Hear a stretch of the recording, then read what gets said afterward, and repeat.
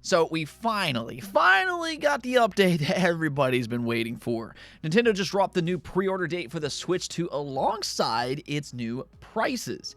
Now, there's some good news here, though. It does come along with a caveat. Even so, I think this is mostly good news and really to be expected given the current market conditions. Now, we also got a surprise tease for an Xbox sequel, or at least a potential sequel, that I really wasn't expecting. I mean, this is fantastic news, don't get me wrong, but it is under a special condition, so I wasn't completely sure if this would be possible. First, though, I do want to thank my supporters on Patreon and on YouTube memberships. Thank you just so much for what you do, and I truly do appreciate each and every one of you. Let's go and get right into things, though, starting off with a fresh new IP, or technically a spin-off to Control, albeit with a nostalgic spin to it. This is Remedy's new cooperative game, FBC Firebreak, and it's nothing like Remedy's other games. Of course, they're known for their single-player, narrative-driven output, but this has some Left 4 Dead vibes to it, and even though they're not known for these type of games, I actually think that this looks fairly good. Really a lot better than what I was expecting, and now it's truly on my radar. I'm going to go and talk to my friend about this one because this might be a fun game for us to jump into this summer when it's set to release, which also includes a day one Xbox Game Pass release. I mean, you got to at least love that part, and we're going to learn a lot more about FBC here soon enough because they just announced a special live stream that'll air on April 24th, which actually, in retrospect, that's probably not a good date to showcase your game. We'll come back to that. Now, according to Tom Henderson, Ubisoft also has a new multiplayer game in development, which apparently is another, a live service battle royale project that takes inspiration from Apex Legends, because I guess Ubisoft still has that cough cough mythical cash cow syndrome that we've just so often talked about on the channel. I mean, this illness has been spreading throughout the game industry for a long time, and it's spreading through Ubisoft as well.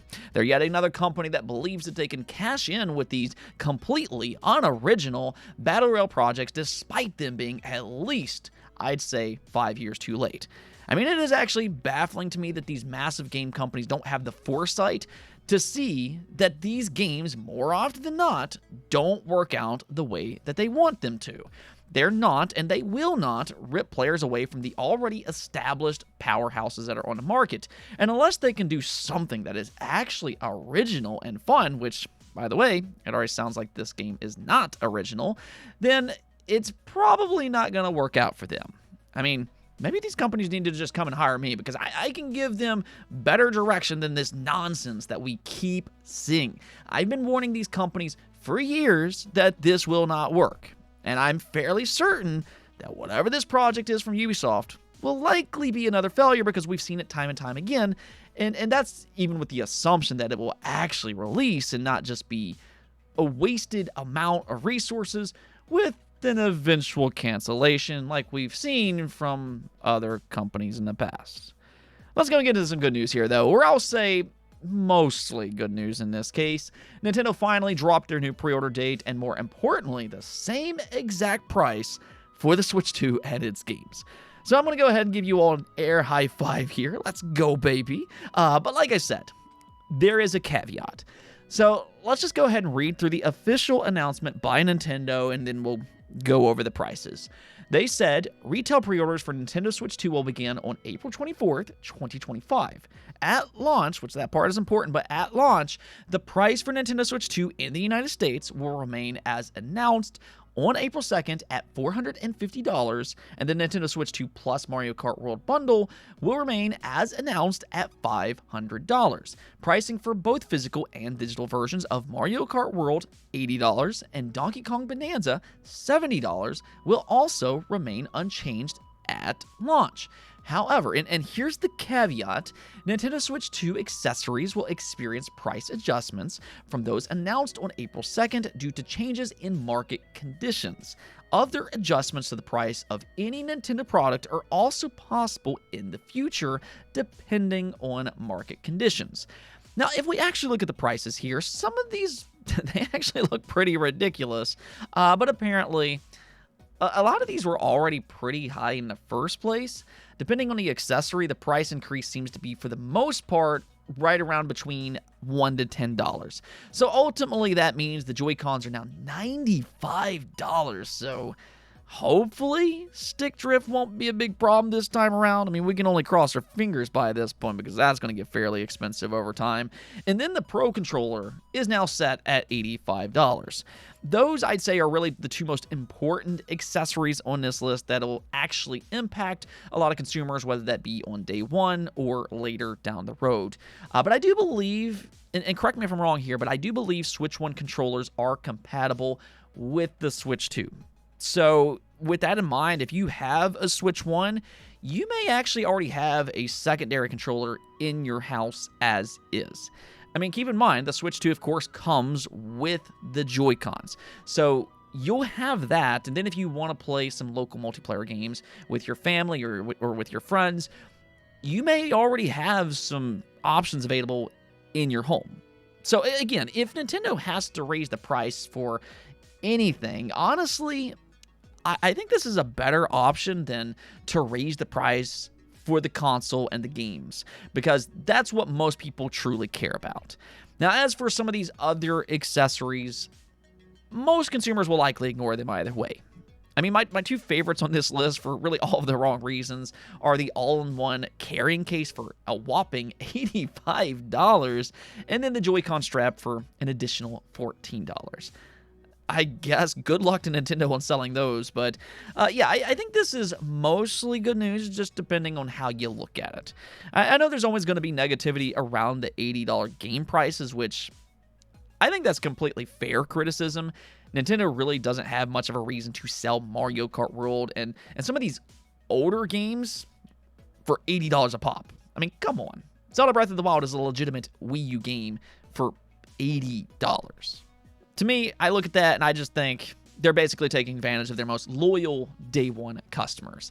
That's really what it boils down to here. And sadly, I think they'll actually have success in doing that. I hate to say that, but they probably will. Now, I will say that one of the most mystifying things about this statement is that Nintendo left the current price, even as is, very open-ended for the future. They did not ensure that the Switch 2 price will remain the same in the future. They only said that this will be the quote-unquote launch price. So depending on the tariff situation and how that plays out, that situation remains very fluid. So this could technically be the best price all generation long, depending on how that situation plays out. Specifically with the negotiations between Vietnam and the United States, considering that's where the Switch 2 is manufactured. For that matter, a lot of the Switch 2 accessories, those are actually instead manufactured in China, which is by far the most volatile tariff situation. I'd imagine Nintendo is probably looking elsewhere to manufacture those for the time being. Overall, though, I think we've got mostly good news today, and pre-order news is currently flying in, and we actually already have a few updates from multiple retailers. Target, as an example, will drop their online pre-orders at midnight on the 24th. That will be probably the first opportunity to buy in. Now, GameStop, they're going to open theirs at 11 a.m. online or when doors open for in-store. Now, I'm hoping to get mine in-store personally, but I'm going to probably try Target first. Now, we still don't have an estimated time for Best Buy. I do like them as a retailer because you can order online, then go pick those up in store. And then Amazon.